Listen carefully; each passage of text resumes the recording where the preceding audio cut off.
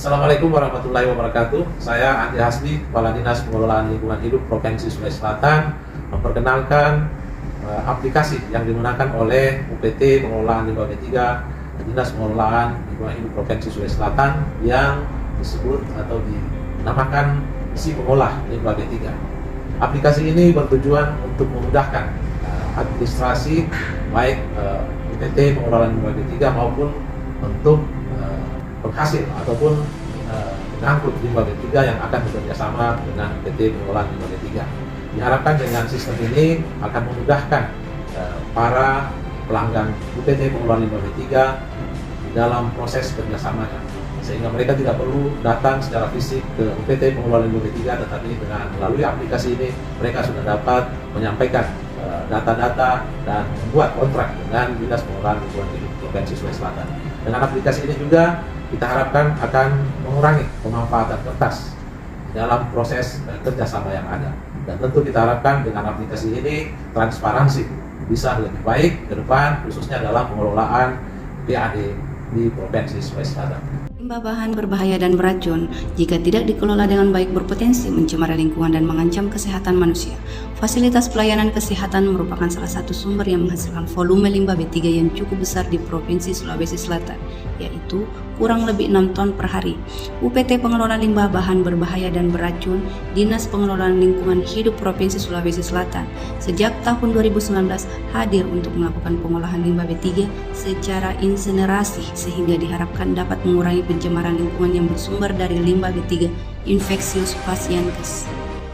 Kita ketahui bersama bahwa di Provinsi Selatan itu produksi limbah yang dihasilkan itu dari pelayanan medis kurang lebih 6 ton per hari, sehingga di fasilitas pelayanan kami di kawasan industri Makassar itu baru sekitar 2 ton per hari yang kita bisa kelola, sehingga masih ada 4 ton yang harus dikirim ke pengolah, di mana saat ini rata-rata dikirim ke Pulau Jawa.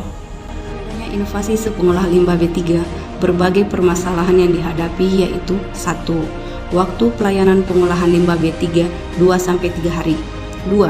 Terdapat banyak kesalahan penulisan dalam dokumen pengolahan limbah B3. 3. Penerbitan dokumen pengolah limbah B3 dicetak rangkap 3 sehingga kebutuhan ETK meningkat. 4.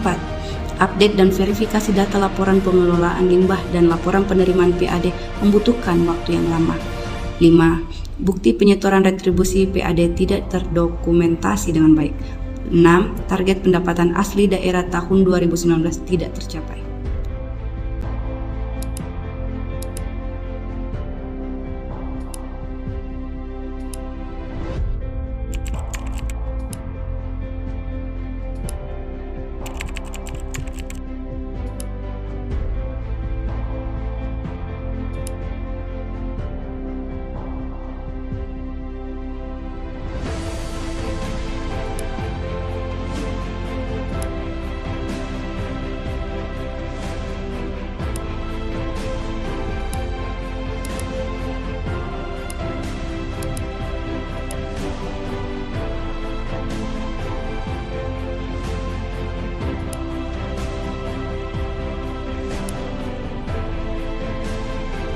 Ini PT Manuka Primariski Transportan Limbah B3 yang ada di Sulawesi Selatan mengucapkan terima kasih kepada UPT PPLH Provinsi Selatan yang telah bekerjasama dengan perusahaan kami dalam hal pemusnahan limbah B3.